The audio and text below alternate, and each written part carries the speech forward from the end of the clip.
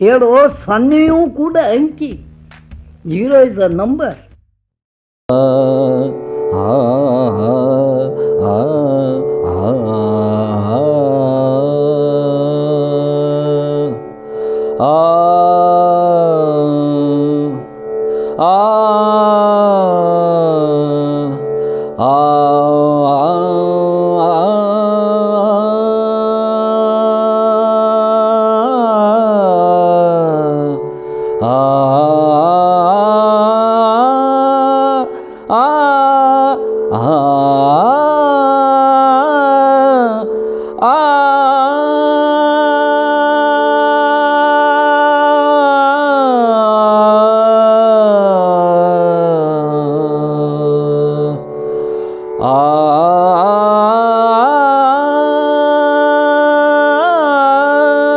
ಅಂಚೆಯೇರಿ ನೀರಿನಾಕೆ ಗಾಳಿಯಲ್ಲಿ ಸುಳಿದಳು, ಅಂಚೆಯೇರಿ ನೀರಿನಾಕೆ ಗಾಳಿಯಲ್ಲಿ ಸುಳಿದಳು, ಬೆಳಕಿನಲ್ಲಿ ಬೆಳೆದಳು, ಬೆಳಕಿನಲ್ಲಿ ಬೆಳೆದಳು, ಗಾಳಿ ನೀರನಾಡಿಸಿರಲು, ಗಾಳಿ ನೀರನಾಡಿಸಿರಲು, ವೀಣೆಯಂತೆ ಬಾರಿಸಿ ತೆರೆಗಳಾಗಿ ಬೆಳಕು ಬಂತು,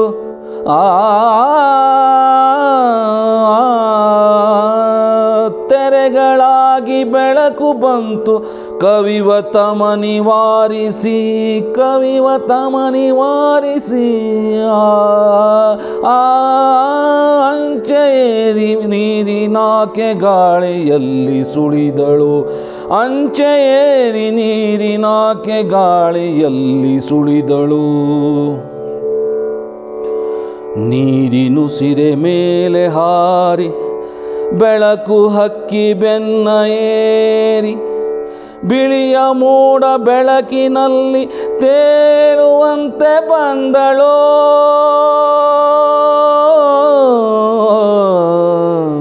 ನೀರಿನುಸಿರೆ ಮೇಲೆ ಹಾರಿ ಬೆಳಕು ಹಕ್ಕಿ ಬೆನ್ನ ಏರಿ, ಬಿಳಿಯ ಮೋಡ ಬೆಳಕಿನಲ್ಲಿ ತೇಲುವಂತೆ ಬಂದಳೋ, ನೋಡು ಕಂದ ಎಂದಳು,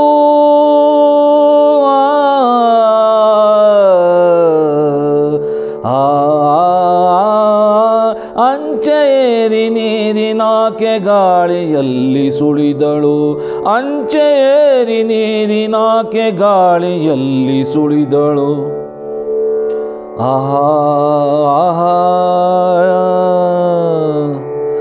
ಆಹಾ ಆಹಾ ಏನು ಮುಖ,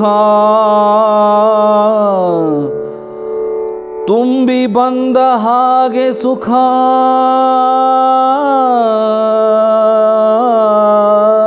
ಆಹಾ ಆಹಾ ಏನು ಮುಖ, ತುಂಬಿ ಬಂದ ಹಾಗೆ ಸುಖ, ಇದುವೇ ನನ್ನ ಜೀವ ಸಖ ಎಂದು ನುಡಿಯು ಬಂದಿತು, ಜೀವ ತಾನೆ ಎಂದಿತು,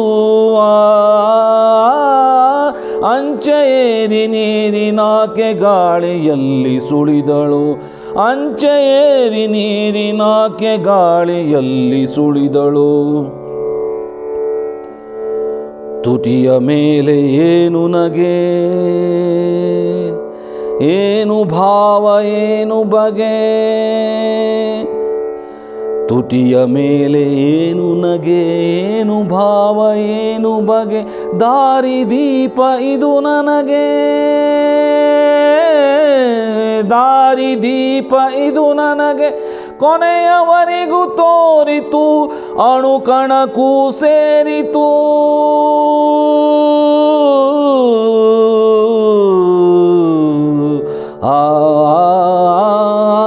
ಅಂಚೆಯೇರಿ ನೀರಿನಾಕೆ ಗಾಳಿಯಲ್ಲಿ ಸುಳಿದಳು, ಅಂಚೆಯೇರಿ ನೀರಿನಾಕೆ ಗಾಳಿಯಲ್ಲಿ ಸುಳಿದಳು, ಹೊಳೆವುದೇನು ಏನು ಕಣ್ಣೋ,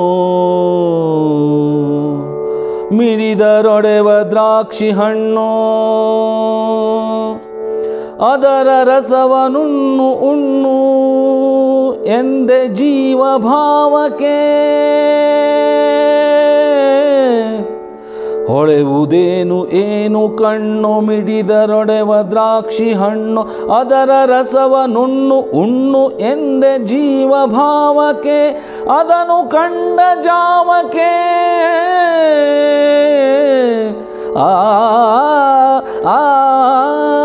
ಅಂಚೆಯೇರಿ ನೀರಿನಾಕೆ ಗಾಳಿಯಲ್ಲಿ ಸುಳಿದಳು ಅಂಚೆಯೇರಿ ನೀರಿನಾಕೆ ಗಾಳಿಯಲ್ಲಿ ಸುಳಿದಳು ಆಗ ಬಯಲು ಆವು ಆಗೆ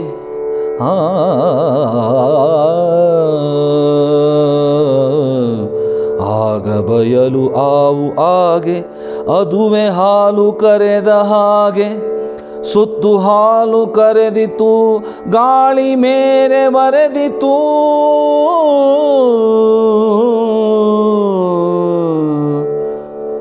ಸುತ್ತು ಹಾಲು ಕರೆದಿತು ಗಾಳಿ ಮೇರೆ ಬರೆದಿತು ಅಂಚೆಯೇರಿ ನೀರಿನಾಕೆ ಗಾಳಿಯಲ್ಲಿ ಸುಳಿದಳು ಅಂಚೆಯೇರಿ ನೀರಿನಾಕೆ ಗಾಳಿಯಲ್ಲಿ ಸುಳಿದಳು ಅಷ್ಟರಲ್ಲಿ ಕೇಳಬಂತು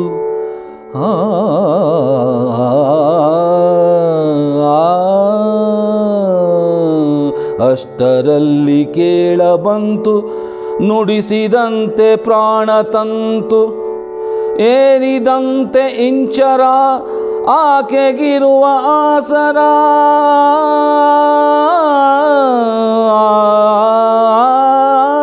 ಅಷ್ಟರಲ್ಲಿ ಕೇಳಿ ಬಂತು ನುಡಿಸಿದಂತೆ ಪ್ರಾಣತಂತು ಏರಿದಂತೆ ಇಂಚರ ಆಕೆಗಿರುವ ಆಸರ ಅಂಚೆಯೇರಿ ನೀರಿನಾಕೆ ಗಾಳಿಯಲ್ಲಿ ಸುಳಿದಳು ಅಂಚೆಯೇರಿ ನೀರಿನಾಕೆ ಗಾಳಿಯಲ್ಲಿ ಸುಳಿದಳು ಹಾಲು ಬೇಕೇ ನೀರಿನಾಕೆ ಹಾಲು ಬೇಕೆ ನೀರಿನಾಕೆ ಕಂಡು ಕಂಡು ಸುಮ್ಮನೇಕೆ ಬಾ ಎಂದು ಕರೆದಿತು ಹಾಲು ಬೇಕೆ ನೀರಿನಾಕೆ ಕಂಡು ಕಂಡು ಸುಮ್ಮನೇಕೆ ಬಾ ಎಂದು ಕರೆದಿತು ಹಾಲಿನಲ್ಲಿ ಹರಿದಿತು ಅಂಚೆಯೇರಿ ನೀರಿನಾಕೆ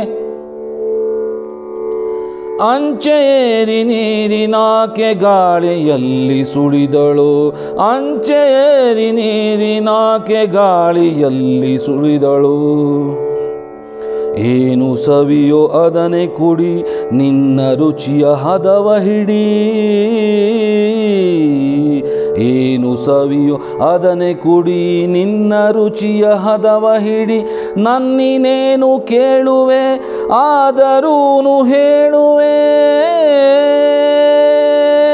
ಅಂಚೆಯೇರಿ ನೀರಿನಾಕೆ ಗಾಳಿಯಲ್ಲಿ ಸುಳಿದಳು ಅಂಚೆಯೇರಿ ನೀರಿನಾಕೆ ಗಾಳಿಯಲ್ಲಿ ಸುಳಿದಳು ನೀರು ಇರದ ಹಾಲು ಕೊನೆಗೂ ಅಲ್ಲವೇನು ನೀರಸ ನೀರು ಇರದ ಹಾಲು ಕೊನೆಗೂ ಅಲ್ಲವೇನು ನೀರಸ ಹೇಳು ನನ್ನ ಸಾರಸ ಎಂಬ ಮಾತ ಕೇಳಿದೆ ಕಣ್ಣು ತೆರೆದು ಹೇಳಿದೆ ಅಂಚೆಯೇರಿ ನೀರಿನಾಕೆ ಗಾಳಿಯಲ್ಲಿ ಸುಳಿದಳು ಅಂಚೆಯೇರಿ ನೀರಿನಾಕೆ ಗಾಳಿಯಲ್ಲಿ ಸುಳಿದಳು ಆ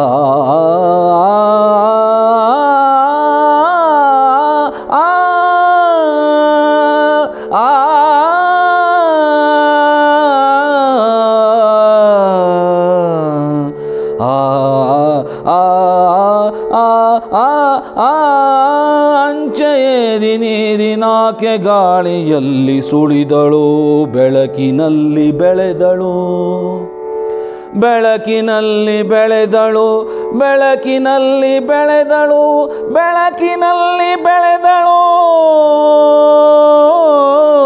ಅಂಚೆಯೇರಿ ನೀರಿನಾಕೆ ನೀರಿನಾಕೆ ಗಾಳಿಯಲ್ಲಿ ಸುಳಿದಳು, ಅಂಚೆ ಏರಿ ನೀರಿನಾಕೆ ಗಾಳಿಯಲ್ಲಿ ಸುಳಿದಳು, ಅಂಚೆ ಏರಿ ಅಂಚೆ ಏರಿ ಅಂಚೆ ಏರಿ ನೀರಿನಾಕೆ ಗಾಳಿಯಲ್ಲಿ ಸುಳಿದಳು.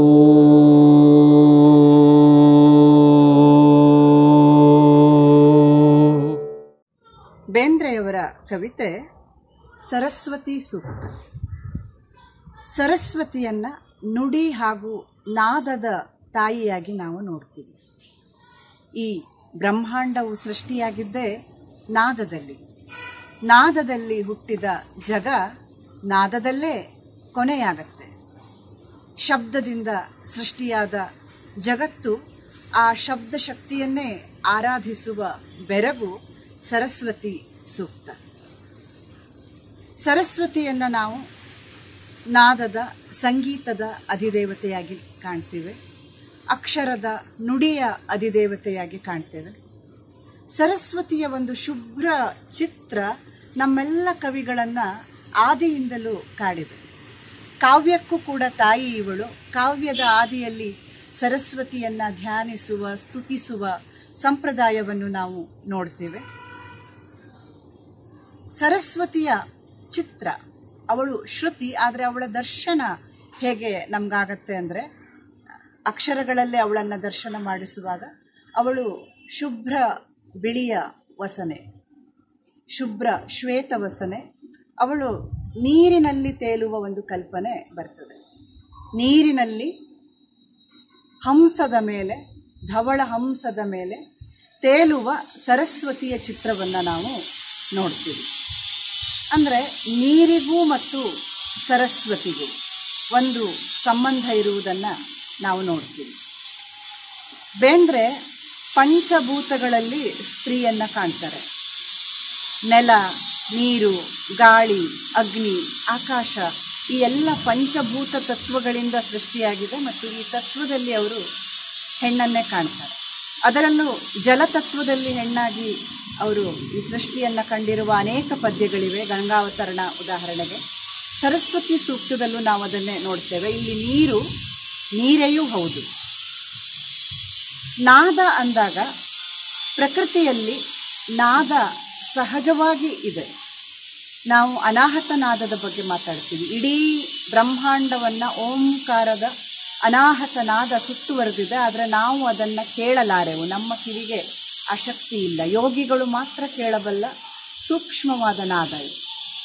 ಪ್ರಕೃತಿಯಲ್ಲಿ ನಾವು ಕೇಳುವ ವ್ಯಕ್ತನಾದ ಈ ಪಂಚಭೂತಗಳಿಂದಲೇ ಆಗಿದೆ. ಉದಾಹರಣೆಗೆ ಗಾಳಿ ನೀರನ್ನು ಸೋಕಿದಾಗ ಅಲ್ಲಿ ಝೇಂಕಾರ ಉಂಟಾಗುತ್ತೆ. ಅದರಿಂದ ವೀಣೆಯ ಕಲ್ಪನೆಯೇ ನೀರು ಗಾಳಿಯನ್ನು ಸೋಕುವ ಕಲ್ಪನೆ ಇದೆ. ಹಾಗೆ ಸರಸ್ವತಿ ವೀಣೆಯನ್ನು ಹಿಡಿದವಳು ಕೂಡ. ನೀರು ಮನಸ್ಸಿನ ಸಂಕೇತವೂ ಹೌದು. ನೀರಿನಲ್ಲಿ ಏಳುವ ಅಲೆಗಳು ಮನಸ್ಸಿನ ಒಂದು ಸಂಕೇತವೂ ಹೌದು. ಆದ್ದರಿಂದ ಇವಳು ಮಾನಸಿ ಕೂಡ ಹೌದು. ಸರಸ್ವತಿ ಮನಸ್ಸಿನ ಅಧಿದೇವತೆ ಕೂಡ ಹೌದು. ಮನಸ್ಸಿನ ಪ್ರಾತಿಭ ಶಕ್ತಿ ಕೂಡ ಹೌದು.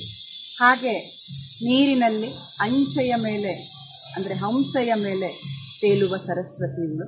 ಈ ಹಂಸ ಅನ್ನೋದು ಪ್ರಾಣತತ್ವ, ಉಸಿರಿನ ತತ್ವವೂ ಹೌದು. ಆಧ್ಯಾತ್ಮ ಸಾಧಕರು ಹಂಸವನ್ನು ತಮ್ಮ ಸಾಧನೆಯ ಸಂಕೇತವಾಗಿ ಕೂಡ ನೋಡ್ತಾರೆ. ಅಂತಹ ಸರಸ್ವತಿಯನ್ನು ಬೇಂದ್ರೆ ಧ್ಯಾನಿಸ್ತಾರೆ. ಎಲ್ಲ ಕವಿಗಳ ಆರಾಧ್ಯ ದೈವ ಈ ಶಬ್ದಶಕ್ತಿ, ಶ್ರುತಿ, ನಾದ, ನುಡಿ ಎಲ್ಲವೂ ಆದ ಸರಸ್ವತಿ ಸೂಕ್ತ. ಅಂಚೆ ಏರಿ ನೀರಿನಾಕೆ ಗಾಳಿಯಲ್ಲಿ ಸುಳಿದಳು, ಬೆಳಕಿನಲ್ಲಿ ಬೆಳೆದಳು, ಗಾಳಿ ನೀರನಾಡಿಸಲು ವೀಣೆಯಂತೆ ಬಾರಿಸಿ, ತೆರೆಗಳಾಗಿ ಬೆಳಕು ಬಂತು ಕವಿವ ತಮ ನಿವಾರಿಸಿ. ನೀರಿನುಸಿರೆ ಮೇಲೆ ಹಾರಿ ಬೆಳಕು ಹಕ್ಕಿ ಬೆನ್ನ ಏರಿ, ಬಿಳಿಯ ಮೋಡ ಬೆಳಕಿನಲ್ಲಿ ತೇಲುವಂತೆ ಬಂದಳು, ನೋಡು ಕಂದ ಎಂದಳು. ಹಂಸವನ್ನ ಏರಿ ಬಂದ ಸರಸ್ವತಿಯವಳು. ಗಾಳಿಯಲ್ಲಿ ಗಾಳಿಯಾಗಿ ಸುಳಿದವಳು, ಬೆಳಕಲ್ಲಿ ಬೆಳಕಾಗಿ ಬೆಳೆದವಳು. ಆ ಗಾಳಿ ನೀರನ್ನು ಸೋಕಿದಾಗ ಅದೇ ವೀಣೆಯ ಝೇಂಕಾರ. ಈ ವೀಣೆ ಅನ್ನುವ ಇನ್ಸ್ಟ್ರುಮೆಂಟ್ ನಮಗೆ ಕಣ್ಣಿಗೆ ಕಾಣೋದಕ್ಕೆ, ದರ್ಶನಕ್ಕೆ ಬೇಕು.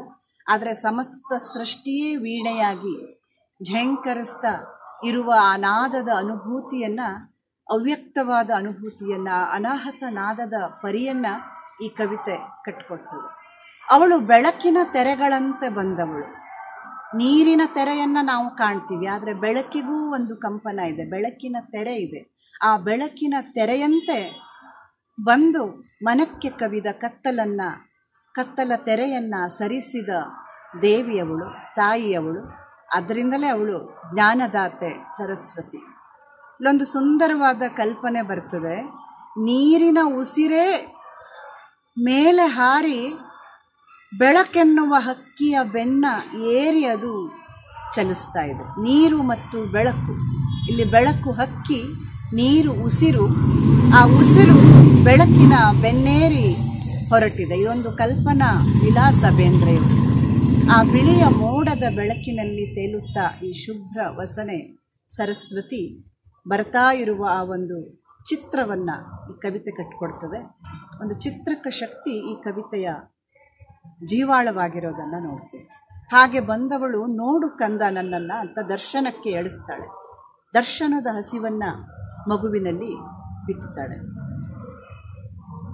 ಆಹಾ ಆಹಾ ಏನು ಮುಖ, ತುಂಬಿ ಬಂದ ಹಾಗೆ ಸುಖ, ಇದುವೇ ನನ್ನ ಜೀವ ಸಖ ಎಂದು ನುಡಿಯು ಬಂದಿತು, ಜೀವ ತಾನೇ ಎಂದಿತು. ತುಟಿಯ ಮೇಲೆ ಏನು ನಗೆ, ಏನು ಭಾವ ಏನು ಬಗೆ, ದಾರಿ ದೀಪ ಇದು ನನಗೆ ಕೊನೆಯವರೆಗೂ ತೋರಿತು, ಅಣು ಕಣಕು ಸೇರಿತು. ದರ್ಶನ ಅಂದಾಗ ಅಲ್ಲಿ ಅದು ಮುಖ. ಈ ಇಡೀ ಸೃಷ್ಟಿಗೆ ಒಂದು ಮುಖ ಇಲ್ಲ. ಅದು ಅಣು ಕಣದಲ್ಲೂ ಇದೆ, ಆಕಾಶದ ರೂಪದಲ್ಲಿ ಅದು ಆಕಾಶದಂತೆ ಬಯಲಾಗಿದೆ. ಆದರೆ ಈ ಬಯಲಿಗೆ ಒಂದು ಮುಖ ಮೂಡುವುದು ಸೃಷ್ಟಿ.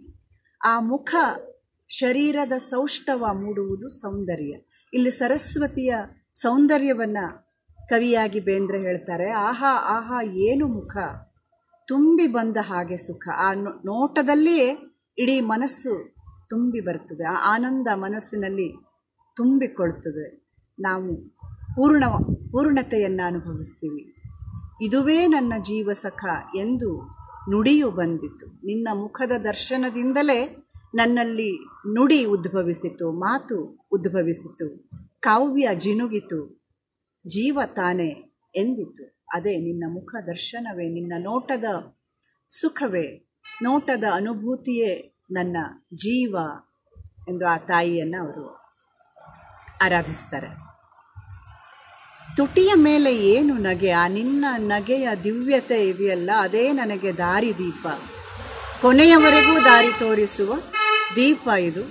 ಆ ನಗೆಯ ಬೆಳಕು ಅಣು ಕಣದಲ್ಲೂ ಸೇರಿ ದೀಪ್ತಗೊಳಿಸಿದೆ ಬದುಕನ್ನ ಅಂತ ಹೇಳ್ತಾರೆ. ಹೊಳೆವುದೇನು ಏನು ಕಣ್ಣೋ, ಮಿಡಿದರೊಡೆವ ದ್ರಾಕ್ಷಿ ಹಣ್ಣು, ಅದರ ರಸವನು ಉಣ್ಣು ಎಂದೇ ಜೀವ ಭಾವಕ್ಕೆ, ಅದನ್ನು ಕಂಡ ಜಾವಕ್ಕೆ.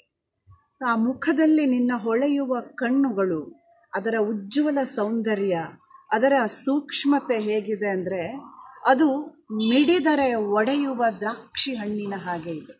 ಮುಟ್ಟಿದರೆ ಮಿಸುಕುವ ದ್ರಾಕ್ಷಿಯ ಹಣ್ಣಿನಂತೆ ಆ ನಿನ್ನ ಗೋಲ ಕಣ್ಣುಗಳ ಸೌಂದರ್ಯ, ಅದರ ಸೂಕ್ಷ್ಮತೆ. ಎಂಥ ಕಣ್ಣು, ಅದಕ್ಕೆ ವರ್ಣಿಸುವುದಕ್ಕೆ ಪದಗಳೇ ಇಲ್ಲ. ಅಂಥ ದಿವ್ಯ ಚಕ್ಷು ಉಳ್ಳವಳು ನೀನು, ದಿವ್ಯ ನೋಟವುಳ್ಳವಳು.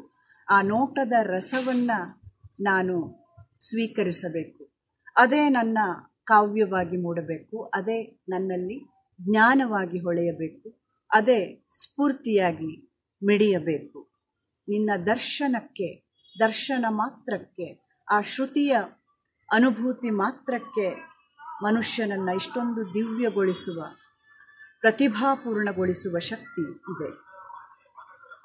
ಆಗ ಬಯಲೆ ಆವು ಹಾಗೆ, ಅದುವೆ ಹಾಲು ಕರೆದ ಹಾಗೆ, ಸುತ್ತು ಹಾಲು ಕರೆದಿತು, ಗಾಳಿ ಮೇರೆ ಬರೆದಿತು. ಅಷ್ಟರಲ್ಲಿ ಕೇಳಬಂತು ನುಡಿಸಿದಂತೆ ಪ್ರಾಣ ತಂತು, ಏರಿದಂತೆ ಇಂಚರ, ಆಕೆಗಿರುವ ಆಸರ. ಆಗ ಈ ದರ್ಶನದಿಂದ, ಈ ಶ್ರುತಿಯಿಂದ ಬಯಲೇ ಆಕಳಾಯಿತು, ಬಯಲೇ ಆವು ಆಯಿತು. ಬಯಲೇ ಆಕಳಾಗಿ ಅದು ಹಾಲು ಕರೆಯತೊಡಗಿತು. ಬಯಲು ಅದು ರಸಪೂರ್ಣವಾಗಿತ್ತು. ಅಷ್ಟರಲ್ಲಿ ಒಂದು ನುಡಿ ಕೇಳಿ ಬಂತು, ನುಡಿಸಿದಂತೆ ಪ್ರಾಣತಂತು. ಪ್ರಾಣತಂತುವನ್ನೇ ನುಡಿಸಿದಂತೆ ನಿನ್ನ ಇಂಚರ, ನನ್ನ ಇನಿದಾದ ಸ್ವರ, ಆ ಸ್ವರ ಕೇಳಿತ್ತು. ಅದು ನನ್ನ ಪ್ರಾಣತಂತಿಯೇ ಮೀಟಿ ಆ ಪ್ರಾಣತಂತಿಯಿಂದಲೇ ಬಂದಂತೆ ಬಂತು. ಹಾಲು ಬೇಕೇ ನೀರಿನಾಕೆ, ಕಂಡು ಕಂಡು ಸುಮ್ಮನೇಕೆ ಬಾ ಎಂದು ಕರೆದಿತು, ಹಾಲಿನಲ್ಲಿ ಹರಿದಿತು. ಏನು ಸವಿಯೋ ಅದನೆ ಕುಡಿ, ನಿನ್ನ ರುಚಿಯ ಹದವ ಹಿಡಿ, ನನ್ನನೇನು ಕೇಳುವೆ ಆದರೂನು ಹೇಳುವೆ.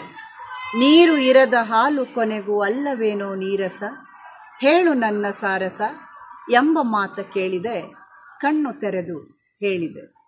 ಹಾಲು ನೀರು ಅನ್ನುವ ಕಲ್ಪನೆ ಕೊಡ್ತಾರೆ. ನೀರು ಇಲ್ಲದಿರೆ ಬದುಕು ಹೇಗೆ ನೀರಸವಾಗತ್ತೋ ಹಾಗೆ ಈ ಬದುಕಿನ ರಸ ಅವಳು. ಬದುಕಿನ ಜೀವ ಪೋಷಕ ಭಾವ ನೀರು, ಹಾಲು, ಇದರಲ್ಲಿ ಇರುವವಳು ಆಕೆ. ರಸದಲ್ಲಿ ಇರುವವಳು ಆಕೆ. ರಸವೇ ತಾನಾಗಿ ಜಗತ್ತಿನಲ್ಲಿ ಜಗದ ಹೃದಯವಾಗಿ ಇರುವವಳು ಆಕೆ. ಈ ರಸದ ಕಲ್ಪನೆಯನ್ನೇ ನಾವು ಕಾವ್ಯದ ಮೂಲಕವೂ ಕೂಡ ನೋಡೋದು ಇದೆ. ಕೊನೆಗೆ ಹೇಳು ನನ್ನ ಸಾರಸ ಅಂತ ಹೇಳ್ತಾರೆ. ಇದು ಸಾರಸ ಅನ್ನೋದು ಸರಸ್ವತಿ ಅಂತ ಹೇಳಿದಾಗೂ ನಮಗೆ ಕೇಳುತ್ತೆ. ಸಾರಸ ಅನ್ನುವುದು ಒಂದು ನೀರ ಹಕ್ಕಿ, ನೀರು ಮತ್ತು ಹಾಲನ್ನು ಬೇರ್ಪಡಿಸುವ ಹಕ್ಕಿ. ಆ ಹಕ್ಕಿಗೆ ಕೇಳ್ತಾರೆ, ನೀರು ಇರದ ಹಾಲು ಕೊನೆಗೂ ಅಲ್ಲವೇನೋ ನೀರಸ ಅಂತ. ಕೊನೆಗೂ ಕಣ್ಣು ತೆರೆದು ಹೇಳಿದೆ, ಅಂಚೆ ಏರಿ ನೀರಿನಾಕೆ ಗಾಳಿಯಲ್ಲಿ ಸುಳಿದಳು, ಬೆಳಕಿನಲ್ಲಿ ಬೆಳೆದಳು. ಈ ಹಂಸವನ್ನು ಏರಿ ಗಾಳಿಯಲ್ಲಿ ಸುಳಿದು ಬೆಳಕಿನಲ್ಲಿ ಬೆಳೆದು ತನ್ನ ಚಿತ್ತವನ್ನು, ಪ್ರಜ್ಞೆಯನ್ನು ತುಂಬಿ ಒಂದು ಅನುಭಾವದ ಆವೇಶವನ್ನು, ಅನುಭಾವದ ಉನ್ಮನಿಯನ್ನು ತುಂಬಿ ಹೀಗೆ ತಾಯಿಯ ಬಗೆಗೆ ಹಾಡುವಂತೆ ಮಾಡಿದ ಈ ಶಬ್ದ ಶಕ್ತಿ ಸರಸ್ವತಿಯನ್ನು ಸರಸ್ವತಿ ಸೂಕ್ತದಲ್ಲಿ ಬೇಂದ್ರೆ ಹೀಗೆ ಹಾಡ್ತಾರೆ.